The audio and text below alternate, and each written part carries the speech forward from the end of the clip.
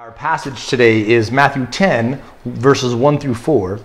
And he called unto him his 12 disciples, and he gave them power over unclean spirits to cast them out, and to heal all manner of disease and all manner of sickness.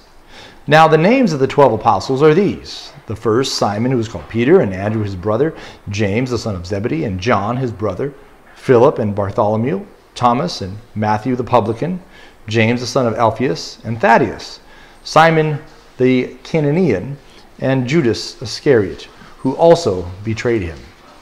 Now what is so interesting about this passage is the diversity of the call of the disciples.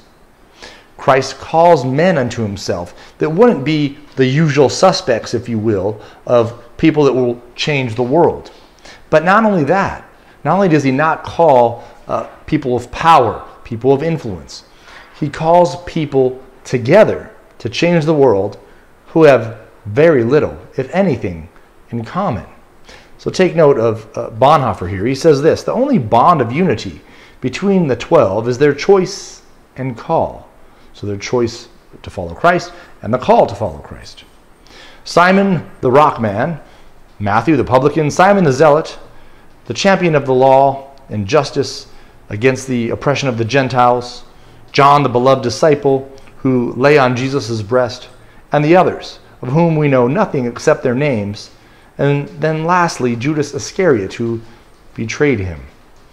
No power in the world could have united these men for a common task, save the call of Jesus.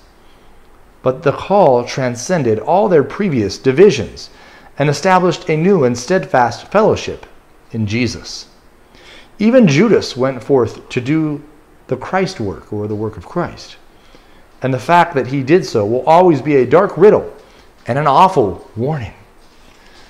So Jesus calls these men together. A zealot who is like an anti-government revolutionary, and a young man who just wants to lay and learn from Jesus, and fishermen, and this guy Peter, who's a fisherman one day and ready to die for Jesus the next day. The sons of thunder who want to call down judgment on the world. Right? All these guys that we see are vastly different, and even Judas, who would betray him, shows the point of Christ calls people together to do their work, and there can even be, as we've talked about a few days ago, those in our midst that are not true, that look true, that outwardly play the part. But most importantly, we're to remember that Christ calls us to unity.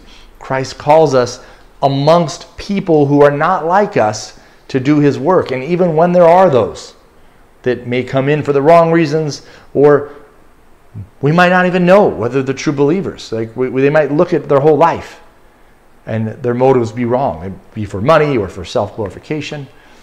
But yet we're to do the work of God. We're to be faithful to our call and let God sort out the rest. But the majority of the time, the majority of these people that God will call us to, Judas is the exception, right? The majority of these people are true believers that show fruit, that God calls us to, that we're going to inherit eternity with. And so we need to learn to get along here for the sake of the gospel.